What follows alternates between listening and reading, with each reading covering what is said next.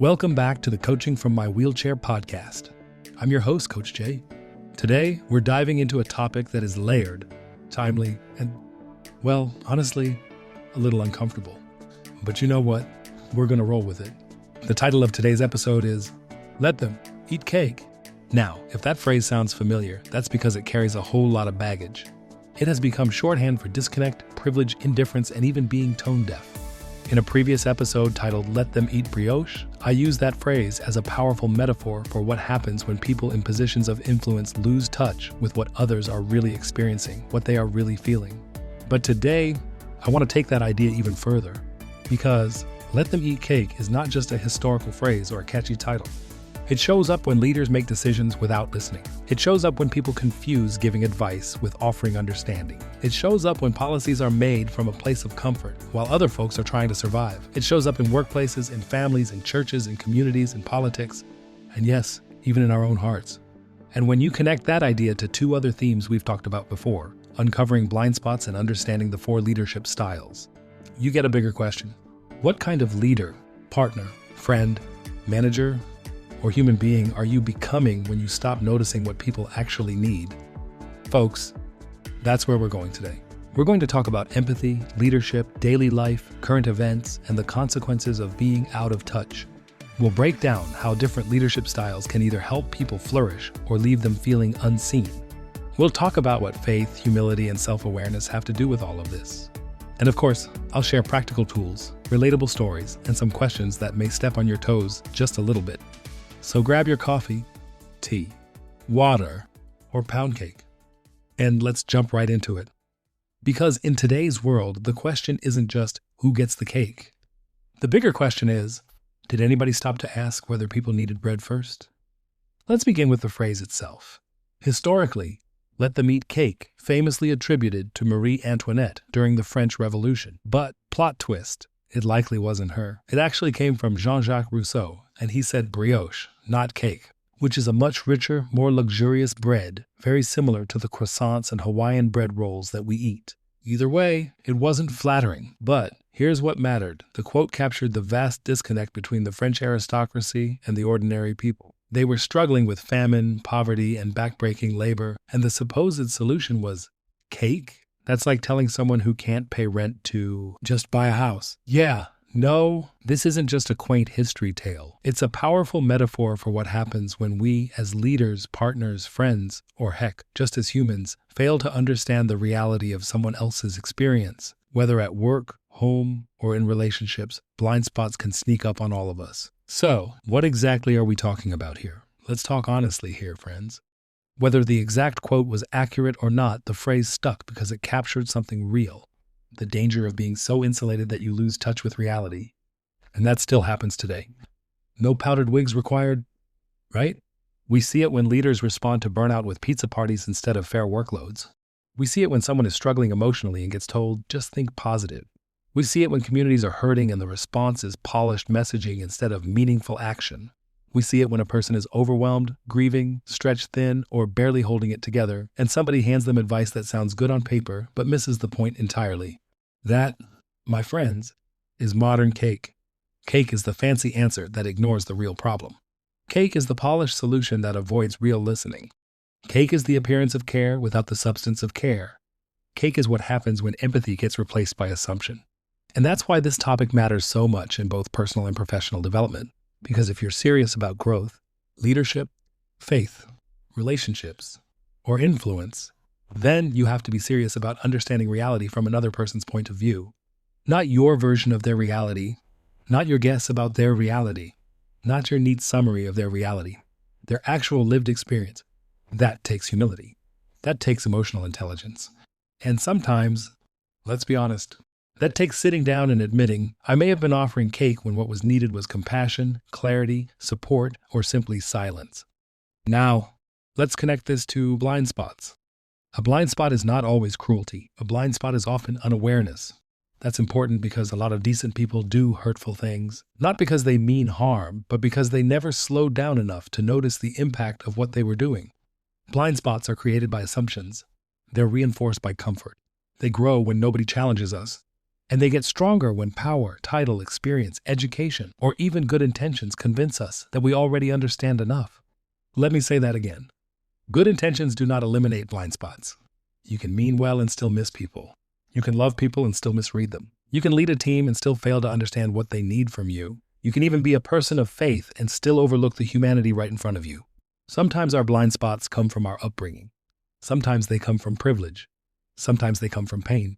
Sometimes they come from being so focused on results, tradition, image, or efficiency that we stop paying attention to people.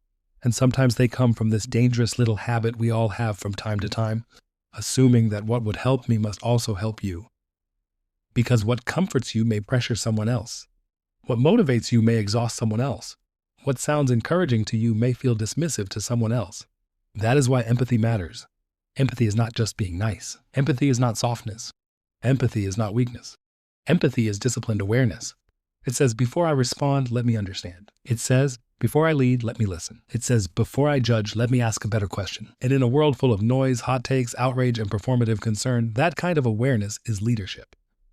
Now, let's bring in the leadership piece. In an earlier episode, we talked about the 4 major leadership styles: autocratic, democratic, transformational, and laissez-faire. And here's what I want to emphasize today. No leadership style is automatically empathetic, but every leadership style can become disconnected if it is not grounded in awareness. Let's break that down.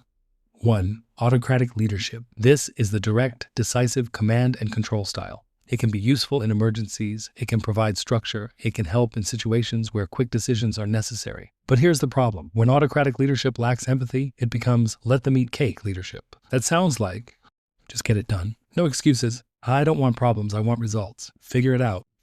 Now, if your team is exhausted, understaffed, confused, or dealing with personal hardship, that style can quickly become oppressive. The leader thinks they're being strong. The team experiences them as disconnected. In other words, the leader is serving cake and calling it strategy. 2. Democratic leadership. This style values collaboration, input, and shared decision-making. Done well, it can create trust and buy-in. But even democratic leaders can have blind spots. Sometimes they listen a lot but still fail to act. Sometimes they invite feedback but only from the same few voices. Sometimes they create the appearance of inclusion while leaving hard realities untouched. That's cake with a committee. Everyone gets a slice but nobody gets what they actually need. 3. Transformational leadership. This is the visionary, inspiring, big picture style. I love a good visionary. Vision matters. Inspiration matters. Calling people higher matters. But transformational leaders can become disconnected when they get so focused on the future that they fail to care for people in the present. They say things like, we're building something great. Let's stretch. Let's rise to the challenge. And the team says quietly, we're tired. We're confused. We don't know how to get there. We believe in the mission, but we're running on fumes. Without empathy, transformational leadership can become motivational cake, sweet words, fancy frosting, no nourishment. 4. Laissez-faire leadership. This style gives people freedom and autonomy. It works well with experienced, self-directed teams. But without empathy and awareness, hands-off leadership can feel like abandonment. The leader thinks, I trust them. The team feels, where are you? The leader says, I don't want to micromanage. The team says, a little guidance would be nice. Cake left on the counter. No one even bothered to plate it. So what's the lesson here? Your leadership style matters, but your attunement matters more. Because no matter what your style is, if you are not paying attention to the people you lead, love, serve, or influence, you can still end up profoundly out of touch. Okay? Let me make this practical. Example 1. The workplace. Imagine a manager who notices morale is low. People are quiet in meetings, deadlines are slipping, attendance is shaky, tension is high. So what does the manager do? They organize a fun appreciation day with cupcakes, balloons, and a motivational PowerPoint called Crushing Goals Together. Now listen, I'm not against cupcakes. Cupcakes have their place. But if your team is drowning, a sprinkle-covered sugar bomb is not a solution. That's cake. What they may have needed was more realistic expectations, role clarity, honest communication, flexibility, recognition, support, a reduction in unnecessary stress. But instead they got dessert and a slogan. Example 2. Personal relationships. Somebody opens up to you and says, I've been having a really hard time lately. And the response is, well, everything happens for a reason. Just pray about it. You've got to stay positive. At least it's not worse. Now, some of those phrases may be spiritually sincere. Some may even come from love. But timing matters. Emotional attunement matters. The first need may not be advice. It may be presence. Sometimes the most compassionate thing you can say is, That sounds really hard. I'm here. Do you want me to listen, or do you want help thinking it through? What do you need right now? That's bread. Example 3. Leadership in faith communities. Let's go here carefully. In churches and religious spaces, it is possible to care deeply about people and still miss them. Sometimes leaders emphasize service, giving, attendance, discipline, or doctrine without fully noticing grief, burnout, trauma, poverty, disability, loneliness, or shame sitting quietly in the pews. Sometimes people are handed spiritual cake. More activity instead of rest. More advice instead of compassion. More judgment instead of understanding. More performance instead of grace. And that's where empathy and faith must walk together. Because if we claim to care about people spiritually, but ignore them emotionally and practically, we are not embodying love very well. You can't preach compassion and be inaccessible. You can't teach grace and lead without mercy. You can't speak about serving people while refusing to understand them. That applies in ministry, management, marriage, mentorship, everywhere. Part of why this conversation matters right now is because we are living in a time of visible strain. People are tired. People are financially stretched. People are emotionally overloaded. People are navigating division, grief, uncertainty, change, and information fatigue. And when times are tense, the gap between leaders and everyday people becomes even more obvious. People can tell when someone understands their reality and when someone is just managing optics. That's true in public leadership. That's true in workplaces. That's true in schools. That's true in nonprofits. That's true in families. Current events constantly remind us of one important truth. People do not just want information, they want understanding. They do not just want vision, they want humanity. They do not just want direction, they want dignity. So whether you're a supervisor, a parent, a teacher, a coach, a ministry leader, a business owner, or someone simply trying to live well in a complicated world, you have to ask yourself, am I listening to reality or am I reacting to my assumptions? Am I leading people or am I managing my own comfort? Am I offering real support or am I dressing up disconnect in polished language? That's not just a leadership question. That's a character question. All right, let's move from diagnosis to action. How do we become more empathetic, more aware, and more effective? How to stop serving cake. Here are some practical strategies. 1. Ask before you assume. Instead of jumping in with solutions, ask, what's the hardest part of this right now? What do you need most? How are you experiencing this? What support would actually be helpful? Questions slow down your ego and make room for reality. 2. Match your leadership to the moment. A good leader doesn't just rely on their favorite style, they adapt. Sometimes people need direction. Sometimes they need collaboration. Sometimes they need inspiration. Sometimes they need structure and follow-through. Leadership is not about using one style all the time. It's about discerning what the moment requires. 3. Listen for what is not being said. Pay attention to tone, body language, hesitation, silence, withdrawal, sarcasm, and emotional shifts. A person may say, I'm fine, while their whole posture says otherwise. Empathy listens beneath the words. 4. Invite feedback that may sting. Ask trusted people. What's a blind spot I may have? How do I come across when I'm stressed? Do people feel safe telling me the truth? Where might I be overestimating my helpfulness? Now listen, don't ask for feedback if all you want is applause. 5. Separate intent from impact. You may have meant well, wonderful, gold star, but impact still matters. A mature person says, I didn't mean harm, but I can see how that landed poorly. Let me understand and do better. That is growth. 6. Practice faith with humility. For my listeners who are people of faith, here's a loving reminder. Not every moment requires a sermon. Sometimes the ministry is listening. Sometimes the witness is gentleness. Sometimes the most spiritual thing you can do is be present without trying to win the conversation. 7. Check whether your solution is for them or for your comfort. Some advice is less about helping and more about relieving our discomfort. We rush to fix because someone else's pain makes us uneasy. But empathy can sit with what is unresolved. It does not always need to tidy everything up. All right, let's tackle a few common asked questions. Is empathy the same as agreeing with someone? No. Empathy is understanding, not automatic agreement. You can understand someone's fear, frustration, or perspective without endorsing every choice they make. Empathy says, I see your humanity. Agreement says, I share your conclusion. Those are not the same thing.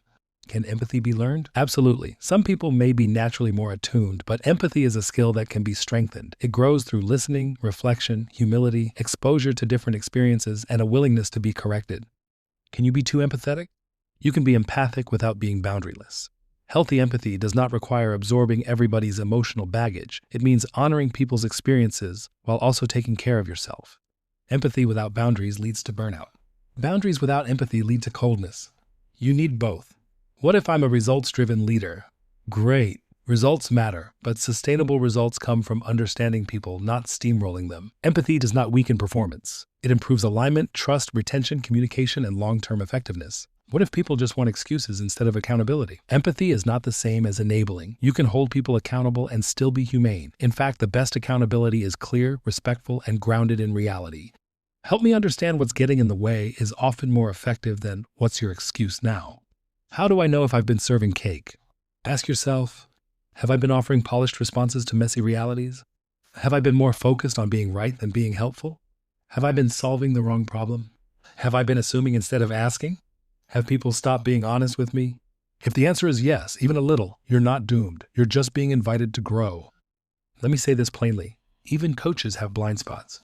Even people who teach self-awareness have moments where they miss the room, misunderstand the need, or jump in too fast with a solution. I've had moments where I thought I was encouraging somebody, and what they really needed was for me to slow down and simply hear them. I've had moments where I wanted to help so badly that I almost skipped understanding, and I've had times where my own perspective felt so logical to me that I forgot it might not fit the person in front of me. That's humbling, but that humility is part of growth, because growth is not proving you're always empathetic. Growth is noticing when you weren't and choosing to do better next time, and I think that matters for all of us. Whether you lead from a boardroom, a classroom, a church pew, a living room, or yes, from a wheelchair like I do, real leadership is not about always having the perfect answer. It's about staying connected enough to ask the right questions. Before we wrap up, here's your challenge for the week.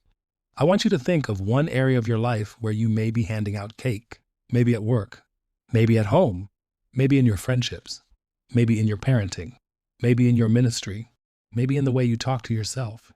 And ask, where am I assuming instead of understanding? What am I calling helpful that might actually be missing the point? Which leadership style do I naturally lean on? How might I adapt that style to meet people where they are? Who do I need to listen to more carefully this week? Then do one simple thing. Have one conversation where your goal is not to fix, impress, teach, preach, or solve, just to understand. That one practice can change more than you think. Here are my closing thoughts. So today, as we bring this episode to a close, here's the takeaway. Let them eat cake is more than a phrase from history. It is a warning for the present. It warns us against disconnected leadership. It warns us against unchecked blind spots. It warns us against mistaking image for impact. And it reminds us that empathy is not optional if we want to lead well, love well, and live with integrity. Whether your leadership style is autocratic, democratic, transformational, or laissez-faire, your greatest strength will never just be your style. It will be your willingness to notice people, to listen deeply, to lead humbly, to care honestly, and to make sure that what you're offering actually meets the need. Because sometimes people need vision, sometimes they need direction, sometimes they need accountability, sometimes they need grace, and sometimes, let's be real, they do not need cake. They need bread, they need rest, they need truth, they need support, they need understanding, they need somebody to see them. That is leadership. That is empathy. And I'd argue, that is love in action. If this episode resonated with you, please share and leave a review. And as always, this is Coach Jay reminding you to stay educated, stay informed, and learn something new. You can also buy a copy of Coach Jay's book, Coaching from My Wheelchair: Tips, Tidbits, Tools, and Strategies for Improving Your Personal and Professional Self-Development, available on Amazon and Barnes & Noble.